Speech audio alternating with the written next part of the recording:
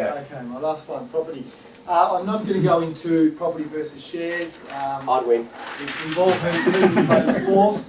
I mean, if there's any right answer, it's a mix of both is the best option. But so for a deposit, for a property, what kind of a deposit do I need?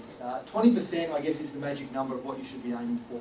And that can be a large amount of money. So on a $500,000 property purchase, 20%, $100,000. So, you know, you don't save up a property deposit overnight. It can take years to save up that kind of money. Why do I say 20%? Because otherwise you're subject to lender's mortgage insurance, or LMI. LMI is a cost. It's an insurance that the bank makes you take out to protect them. So it's very expensive. It can add $10, $15, even $20,000 extra on top of a home loan, and it doesn't help you whatsoever. It's designed to protect the bank that if you should default on the loan, sell your property, the bank makes you take it out to make sure they get their money back. So be careful about that one. Some tips on the property.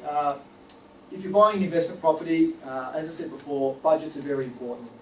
You want to make sure that you've got a budget in place so that your cash flow is covered in an event, say, you've got an investment property, it's only tenanted out, and it's vacant 52 weeks of the year. So one whole year, no tenant in the property. What are you going to do? You need to be able to, I guess, look at a worst case scenario, because in that situation, you're funding the interest costs from your own pocket. You've got no tenant there helping you with the interest costs on the loan. Often when you're doing projections on property, everything looks rosy with 4% rental returns and 8% growth. When you do those kind of numbers, yeah, they look fantastic. But what happens if it's 2%, 3%? You really need to work that in to see, can you afford it? Because at the end of the day, you're the one who'll have to tip into your pocket in a negative gearing situation. Final one on property is there's no neon sign on top of a property. People think property is a fantastic investment, it doesn't go down. It does, it goes up and down just like any other investment. Share market, yes, we know what your shares are worth. Every second, every day, practically you can log on and see what are your shares worth.